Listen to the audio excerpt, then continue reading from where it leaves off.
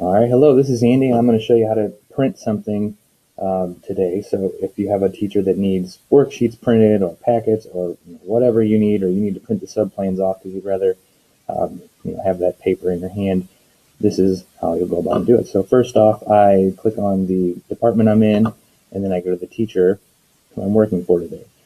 And then it brings up the documents that I have, or that the teacher has shared for you to use. So let's say I need to print off this resource sheet.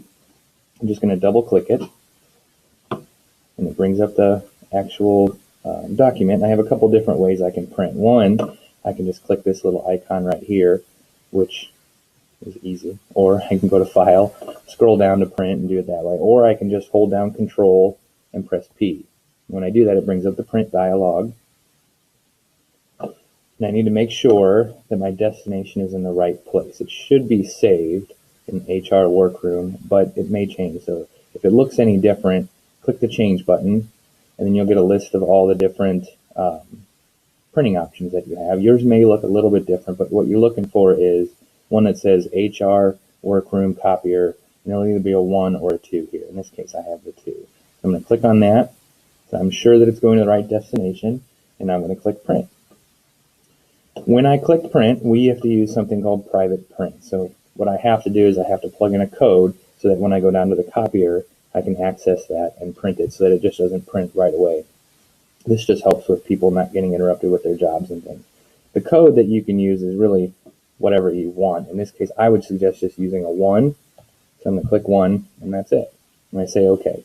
It's important that you don't forget that number, because if you go down to the printer and you don't have that number, you're going to have an admin come in and help you, and then you have to delete it and start all over again anyway. So in this case, just use 1. It's as simple, it's easy to remember. So when I go down to the printer, I'll click a print button, punch in my code, and then I can print all my stuff off.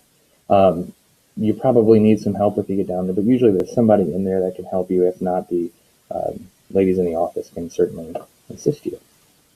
There's one other way that you might have to print something that would look just a little bit different, and I just want to show you that really quickly. So in this case, I'm going to go to Mrs. Day's class, and she has some PDFs that need to be printed, as well as a file that's in a Word document. So it's not in a Google document, so it's going to look just a little bit different.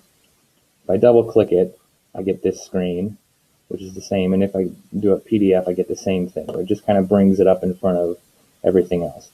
Up at the top is the print button. Once you click that, you're following the exact same steps from there on out. So hopefully this was helpful to you, and you can get everything done for your sub or for your teacher today. And I hope you have a great day. And again, thank you for subbing for us.